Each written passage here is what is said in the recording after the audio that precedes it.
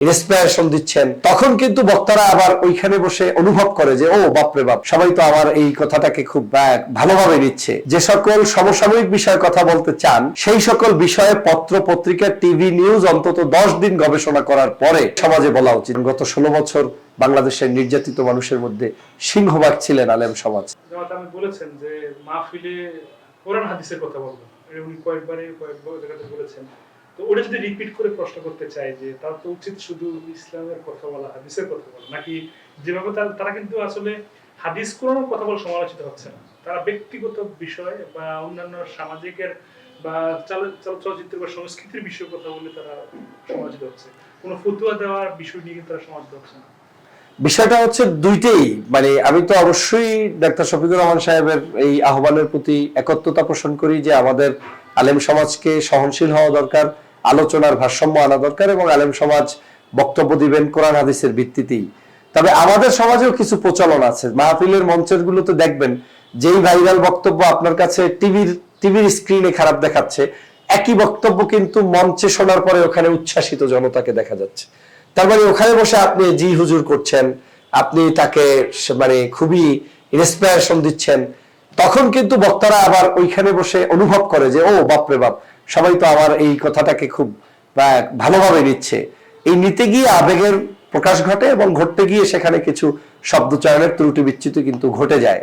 আমি অবশ্যই অনুরোধ করব যে আলেম সমাজকে এই সকল জায়গাগুলো এড়িয়ে থাকা দরকার এবং সামাজিক যে সকল সমসাময়িক বিষয়ে কথা বলতে চান সেই সকল বিষয়ে পত্র পত্রিকা টিভি নিউজ অন্তত 10 দিন গবেষণা করার পরে তারপরে সমাজে বলা উচিত। যেমন একটা ঘটনা ঘটছে ফেসবুকে, আপনি দেখছেন সন্ধ্যায় মাহফিল, আপনি বলে দিলেন, আসলে ঘটনা ঘটে নাই।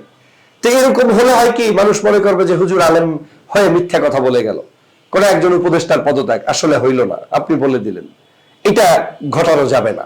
কোন একজন মানে পরিবর্তন হলো সচিবালয়, কিন্তু এটা শুনছেন আসলে কিছুই হয় নাই, সেটা আপনার করা যাবে না।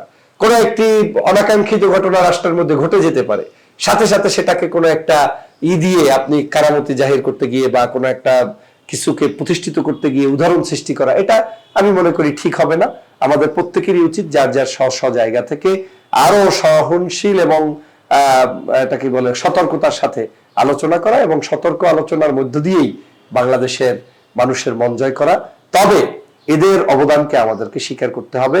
গা ভাসিয়ে দিয়ে অন্যদের মতো ওদের বিরুদ্ধে সবাই বলবে তাই আমাদেরকেও বলতে হবে, বলে তাদেরকে একদম কাট অফ করে দিতে হবে, সেটা আমি বিশ্বাস করি না। কারণ ওই দুর্দিনের যারা আপনার সাথী তারাই আপনার আসল সাথী। আমির হামজা বলেন, তারেক মনোয়ার সাহেব বলেন, কিংবা আরো যারা আছেন, এরা দুর্দিনে আপনাদের পাশে কিন্তু ছিলেন এবং থাকবেন। তাদের আলোচনাগুলো অপছন্দ হলে তাদেরকে ডেকে আপনারা বলে দিবেন এবং বলে দেওয়ার মধ্য দিয়ে, সতর্কতার মধ্য দিয়ে, কঠোর ভাষায় তাদেরকে, যেটা আমি বললাম যে উপদেষ্টা থাকতে হবে, নিশ্চয়ই তাদের বড় কোনো মুরব্বী থাকতে হবে যারা সরাসরি হস্তক্ষেপ করতে পারবেন। কিন্তু কখনোই অন্যের ফাঁদে পড়ে চালে পড়ে এই সকল বন্ধুদেরকেও আমরা দূরে ঠেলে দেব, এটা আমি বিশ্বাস করি না। আমি মনে করি আলেম সমাজকে কাছে টেনে নিয়েই আমাদের পথ চলতে হবে, কারণ গত 16 বছর বাংলাদেশের নির্যাতিত মানুষের মধ্যে সিংহভাগ ছিলেন আলেম সমাজ, এটা আপনাকে মানতে হবে।